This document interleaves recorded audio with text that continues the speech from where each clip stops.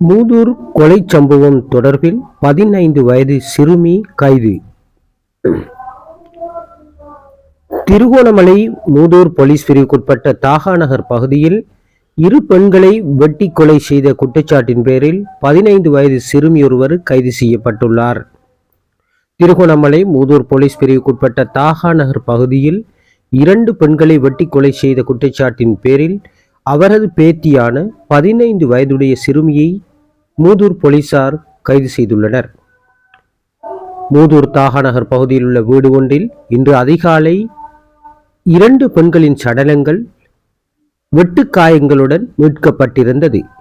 சம்பவ இடத்திற்கு மூதூர் நீதிமன்ற நீதிபதி தஸ்னீம் பௌசான், சட்ட வைத்திய அதிகாரி மற்றும் போலீஸ் உத்தியோகத்தர்கள் உள்ளிட்டோர் விஜயம் மேற்கொண்டு விசாரணைகளை மேற்கொண்டிருந்தனர்.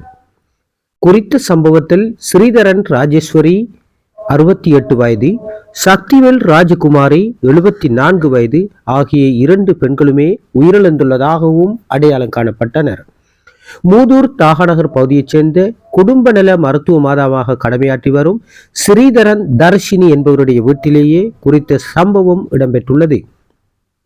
சம்பவம் இடம்பெற்ற தினமான இன்று அதிகாலை ஸ்ரீதரன் தர்ஷினி மூதூர் வைத்தியசாலையில் இரவு கடமைக்காக சென்றிருந்த நிலையில் குறித்த வீட்டில் 15 வயதான அவரது மகள், தாயாரான ஸ்ரீதரன் ராஜேஸ்வரி மற்றும் பெரியம்மாவான சக்திவேல் ராஜகுமாரி ஆகியோர் மாத்திரம் வீட்டில் இருந்துள்ளனர்.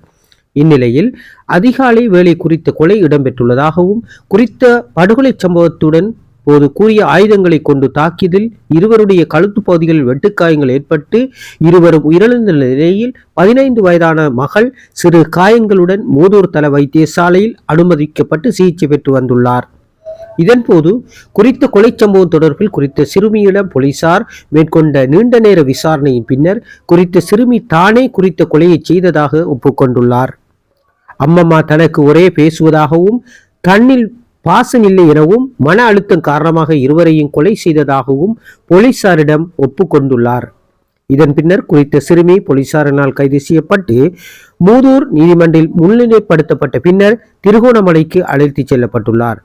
உயிரிழந்தவரின் சடலம் பிரேத பரிசோதனைக்காக திருகோணமலை மாவட்ட பொது வைத்தியசாலைக்கு கொண்டு செல்லப்பட்டுள்ளதுடன் மேலதிக விசாரணைகளை மூதூர் போலீசார் முன்னெடுத்து வருகின்றனர்.